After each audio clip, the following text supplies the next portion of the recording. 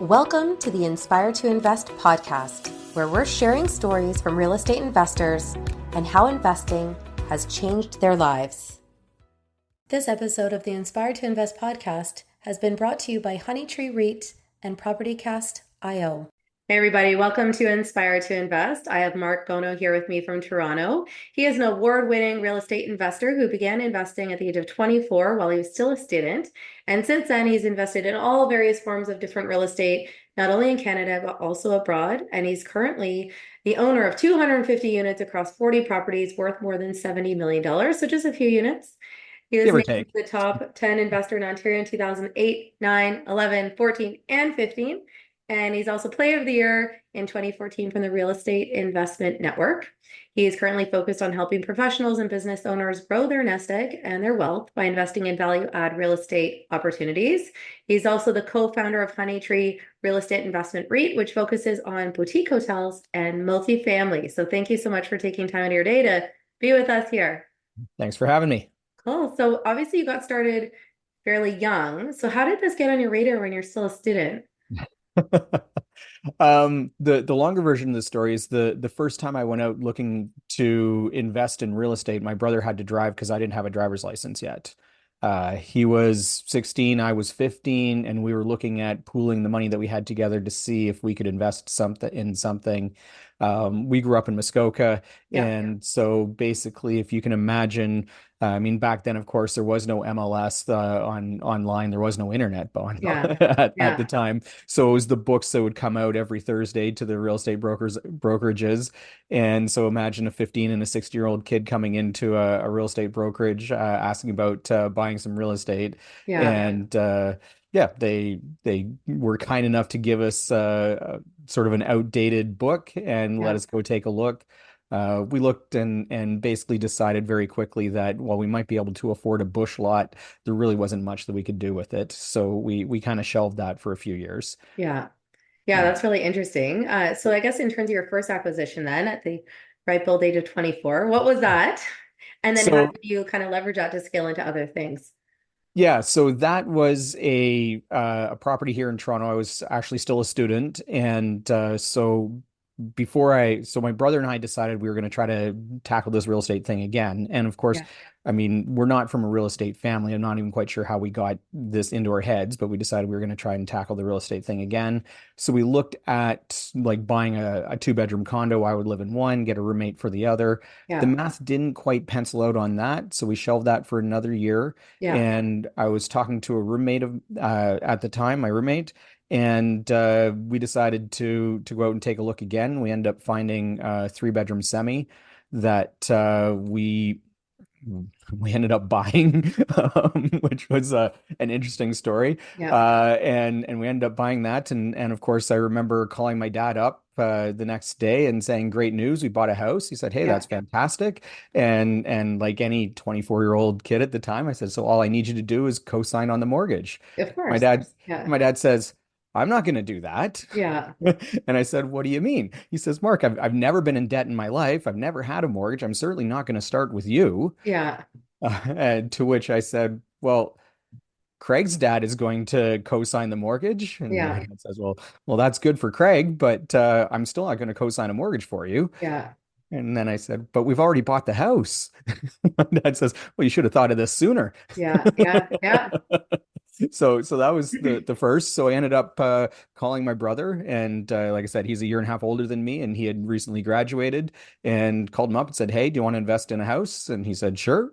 So he ended up going in on the mortgage, and Craig, me, and my brother all chipped in 10 grand and for the down payment on what was a $229,000 semi in Toronto. Wow. Which is probably worth like 1.5 million today. Oh, easily. Yeah. Easily. So then where did it go from there? Like when you finished university, did you go directly into real estate thinking that it would become what it is today? Or did you work somewhere else for a while and then, come back around to the concept that this is something that you wanted to do? Yeah, so I mean, we ended up selling the house when we graduated, which was the plan.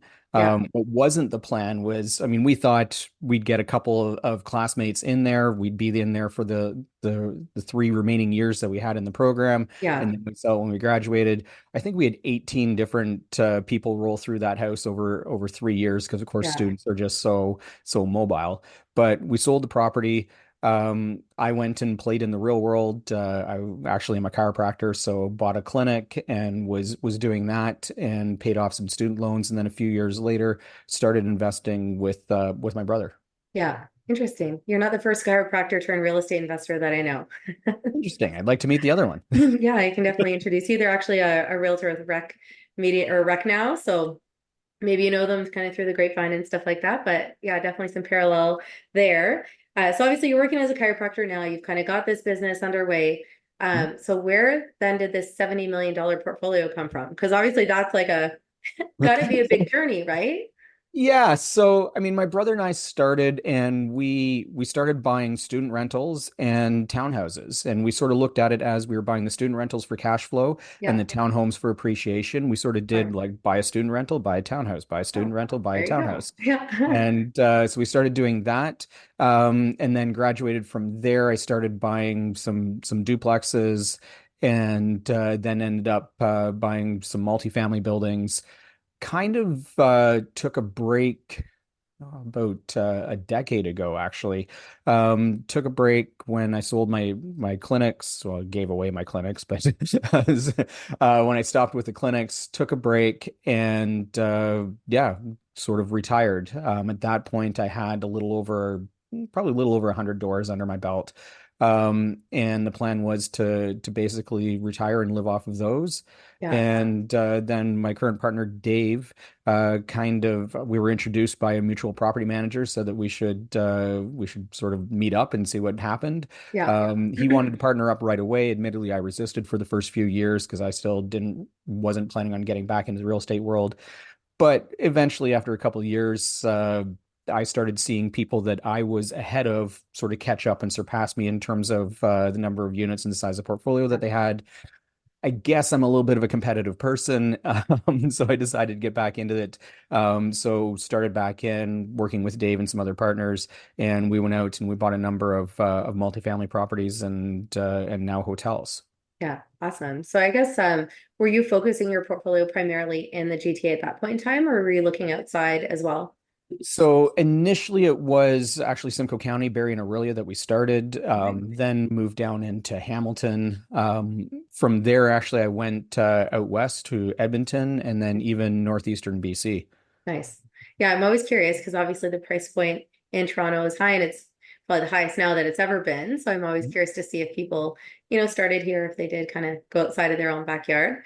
When you look now at the growth that you've had and the experiences you've had, what would you say are some of the biggest challenges and obstacles that you've faced as you have grown? Interesting. I mean, obviously, these past year and a half with the current interest rate environment and just the economic environment in general, this last year and a half has certainly been tough for a lot of real estate investors. Yeah, Anybody who's had any sort of construction projects on the go, anybody who's in sort of variable mortgages or yeah, private financing. Um, I mean, I've got a number of projects on the go where I've seen the interest rate go from 7% to 14% over Ooh, the past year and a bit. Uh, wow. and obviously that affects your cash flow. And it's yeah, it's fun to have a completely empty building with a $40,000 a month mortgage. Yeah, And so there's certainly that. But at the same time, I mean, I've invested in northeastern BC, which is an oil and gas region that yeah, when I first started investing there, I was getting phenomenal cash flow. yeah, The price point to rent in the area was amazing. Then the bottom sort of fell out of the oil and gas market, yeah, and then we were facing 30% vacancy and rents cut in half.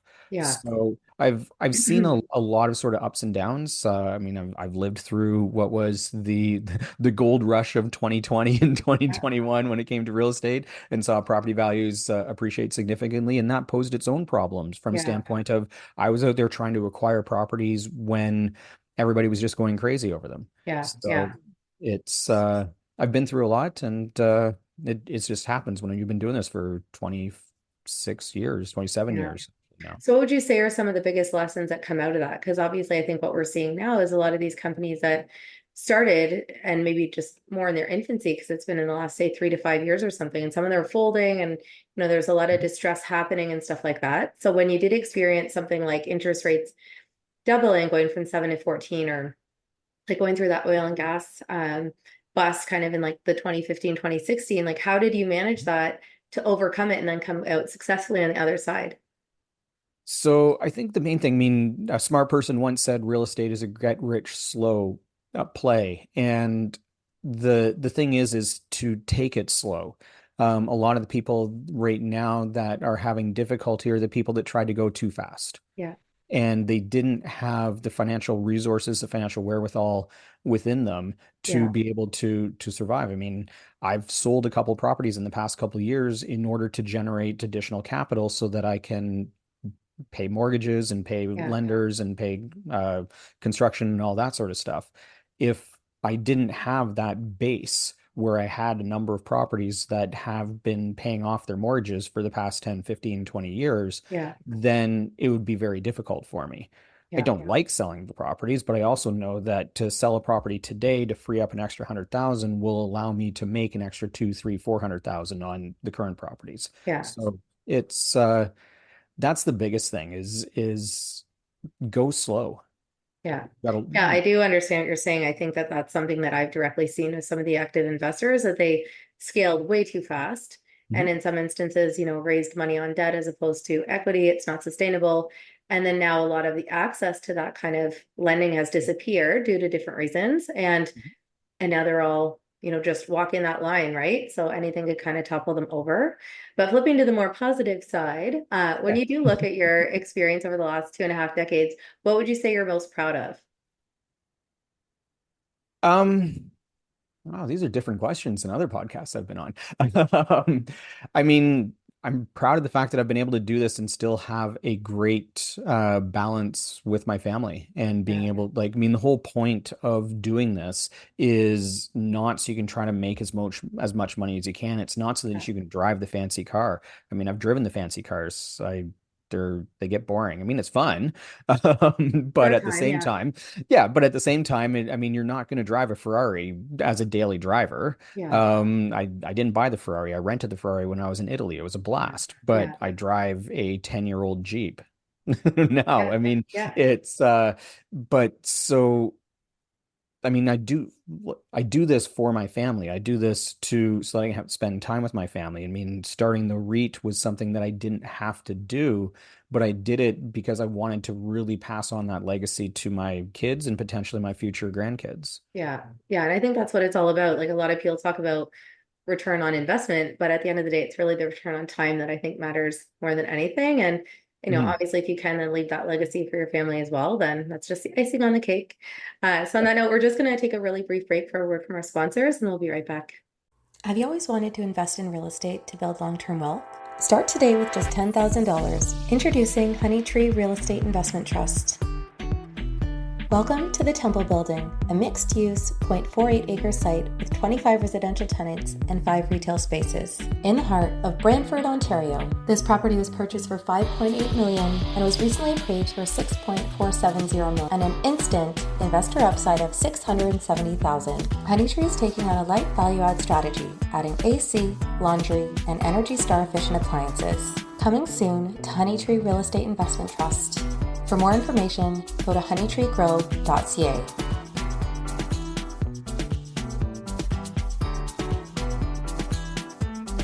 I value transparency, integrity, and trust. If you choose to work with me, you can be assured that business will be conducted honestly and openly. Time is of the essence in this industry, so you can expect nothing short of quick, clear communication from me. I'll keep you informed every step of the way so you feel comfortable throughout this entire process. Our homes are where we eat, sleep, relax, and play. My clients' best interests are at the heart of everything I do. And with this said, my service to you doesn't end when the transaction does. As your realtor, I'll not only help you buy and sell your property, I'll also educate and support you along the way. I want to help you fulfill your goal of homeownership and become your trusted real estate resource for life. I can't wait to share my passion for real estate with you. More importantly, find you the perfect house to turn into your home. Looking to buy, sell, or invest in Durham Region or Toronto? Let's chat. Is the real estate investment you're considering a gold mine or a landmine? Introducing PropertyCast.io, the black magic of real estate investment analysis. Use PropertyCast.io to analyze and underwrite real estate investment opportunities, unlock the potential of a property, and share professional reports. Jordan McGregor is a commercial realtor and founder of PropertyCast.io. He identified the need to simplify and streamline how properties are underwritten to help investors make better decisions and sound investments. PropertyCast.io is a best-in-class purpose-built tool for real estate investment analysis. To find out more, go to PropertyCast.io, and to sign up, click the link in the show notes. Inspired to Invest is proud to support the Beyond Success program. In today's complex world, it's absolutely crucial for our youth to learn how to take charge of their financial future. We believe that every young person deserves access to accurate, practical financial information. Designed to bridge the gap, the Beyond Success program leverages a comprehensive educational bootcamp to equip young minds with essential financial literacy skills. At Beyond Success, it's not just about teaching financial literacy, it's also about fostering a foundation for a prosperous and empowered future. Join us. Together we can build a brighter financial future for the next generations.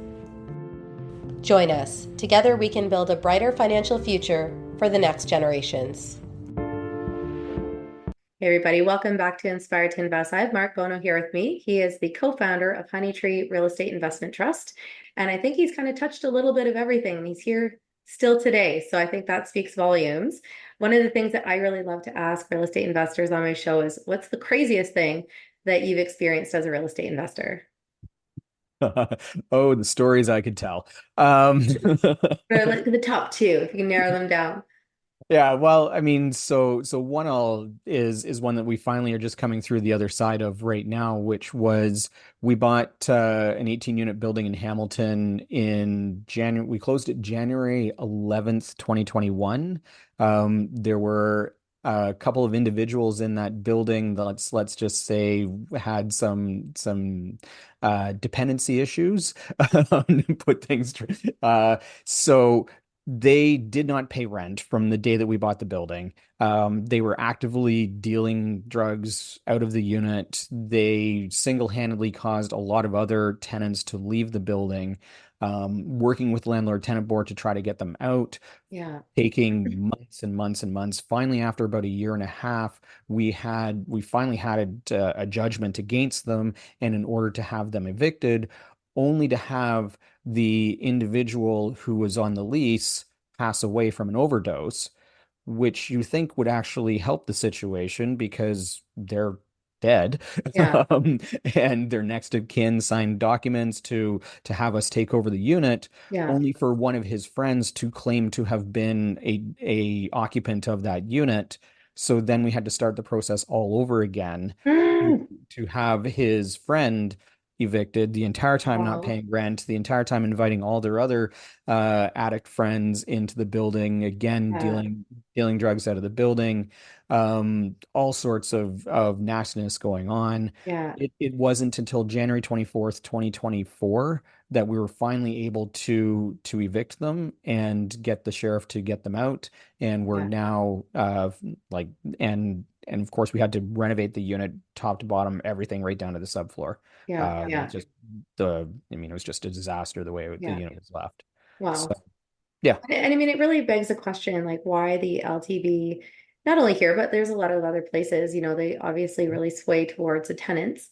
And I think just in these extenuating circumstances that there should be something in place that allows you to escalate a situation, right? Like, this isn't Yeah. just a general circumstance. Like, it's a health and Yeah. safety issue. Like, there's a lot of different things. And I Oh, just really the believe, police were like, there a couple times a week. yeah. Yeah. I mean, it's crazy. I just think as a property owner with reasonable notice, whether that's like 3 months or even 6 months, like you should really be able to take control of your property and do what needs to be done. And Yeah, I feel like that's why I've kind of stayed away from Ontario, me personally, but you're a brave soul. So, Yeah, I mean the landlord tenant board is broken right now. There's no doubt yeah, about it in Ontario. I mean, we can talk about how there obviously is a continuum of rights, and it shouldn't be all completely on the landlord. It shouldn't be all the completely on the tenant yeah, as well. yeah, There are lots of other jurisdictions in Canada that have strong landlord tenant legislation but don't have a 9 to 10 month wait to get a hearing, yeah, that are able to get in there quickly and make a decision quickly that can be fair to the tenant or the landlord, depending on the circumstance, yeah, or preferably both, fair to both. But the main thing is being able to deal with the issue quickly and effectively. yeah. Yeah, no, I couldn't agree more. Now, I assume that somewhere along the way, you probably got some coaching and education and mentorship. Mhm. Maybe you can speak a little bit to that and as well, like maybe what some of the best advice you've ever been given is. Yeah, I mean, I was a REIN member for God, 15 years probably. So that's where I got most of my education. And when it comes to this, a lot of it was self-taught, but a lot of it came from Rain. And of Yeah, course, all the other people within Rain. I mean, once you've been there for when you were there as long as I was, as I say, like all the old guys, not that we're old and not that we're all guys, but all the old people that have been around for a while, they're all out in the back of the room. They're all outside of the room yeah, talking, sharing stories, sharing best practices, not actually inside the room. So that certainly was where I got a lot of information and a lot of help yeah. from just other investors. Yeah. Is there anything that any of them passed down to you in terms of nuggets of wisdom that you hold near and dear to you today? I can't really put my finger on any. I mean, obviously there's lots of nuggets that are shared over the years, Yeah. but like I said, the main thing is just treating it like a business and going slow. Yeah. Not going so fast and then getting caught. Yeah. No, I think that that obviously makes sense. When it comes to lessons, is there anything that you wish you would have learned sooner that maybe would have changed a decision that you made when it came to an acquisition or something that you did along the way? Yeah, I mean, you can always go back and say I could have done it better. But that's, I mean, as I say, I mean, hindsight's 2020. Yeah. But at the end of the day, I mean, I've done quite well. Could I have done better? Yes, of course. But at the same time, could I have invested in Amazon stock when it was $6? So like you Yeah. can like you can always do better. But I think what I've been able to accomplish is obviously quite good. And I also know that despite, I mean, despite my age, I've still got a long ways to go, and we're scaling quite large right now in terms of with the REIT Yeah. and being able to acquire larger and larger buildings and really build a much more robust business around the properties. Yeah. Yeah. No, I think that's great. Now, obviously, you just touched on one point that leads to my next question in terms of what's next for you. So, where do you want to take the REIT? And do you have a particular financial freedom number in mind? You talked at one point about number of doors and things like that, but would it be, the size of the REIT, the volume of cash flow that you have coming in? Like, what would you say you're reaching for? Yeah, I mean, I don't have a specific financial freedom number because quite frankly, if I wanted to, I mean, I didn't even have to get back into real estate. I mean, I had enough properties that I could have just been satisfied with what I had, I guess. Yeah. And admittedly, some days I wonder why I am still going with this and Yeah. why I am working hard at it. But like I said, I'm doing this for future generations. I'm doing this for Mhm. my kids. I'm doing this for my future grandkids. I don't have specific numbers in mind in terms of I want to hit X number of doors or I want to hit X number of assets under management. Yeah. In a way, those are kind of irrelevant. I mean, right now, I want to make sure that I keep good balance with my family. I want to make sure that I'm able to attend hockey practice with my son or figure skating or dance with my daughter, Yeah. yet still have a business that is top notch, both in terms of what we're able to do for the investors, but also what we're able to do for the guests and tenants. Yeah. No, that's great. Now, just speaking to Honey Tree being a REIT, can you talk a little bit about the benefit when that comes to being a passive investor in a product like that? Yeah, so I mean, the reason why we chose to set up the REIT in the first place was it allowed us to scale much more because it allowed us to actually bring in outside investors other than just sort of close friends and family. We knew what we were doing was able to generate some great returns. This allowed us to allow more people to participate in things that they wouldn't normally participate in, whether that's a multifamily building or what we're doing right now that's quite unique is Yeah. the hotels. So if you're a passive investor, because I mean, this is the thing. I am a passive investor in other REITs, and I have been throughout my whole process, despite the fact that I've also been an active investor in building my portfolio. Yeah. You don't have to be one or the other. You can definitely be both. Yeah. The passive investments allows you to use registered funds, which you can't really use as an active investor. The passive investments allow you to diversify, whether that's into other geographic areas or whether Yeah. that's into other property types. Yeah. No, that's awesome. Now, one thing I always like to ask guests is, what's a quote that inspires you? Obviously, the name of the podcast is Inspired to Invest. So I like to know what motivates my guests. Again, I don't really have a quote, I would say that inspires me, but certainly, I mean, my kids inspire me. They inspire me to basically try to make their world better. Nice. Yeah, I love that. Now, for anyone that wants to get in touch with you to learn more about opportunities that you might have, what's the best way for them to reach you? Best way to reach me is email. So Mark, M-A-R-K, at honeytreegrow.ca. And I'm Great. sure you'll have that in the show notes as well. Yeah, yeah, we'll definitely include that below. Thank you again for your time, for being with us today. And of course, for anyone that's watching, make sure that you like, comment, and subscribe if you've enjoyed this episode. And also follow along at Inspire to Invest podcast on social. And remember, when you invest in yourself, the sky's the limit. Thanks again.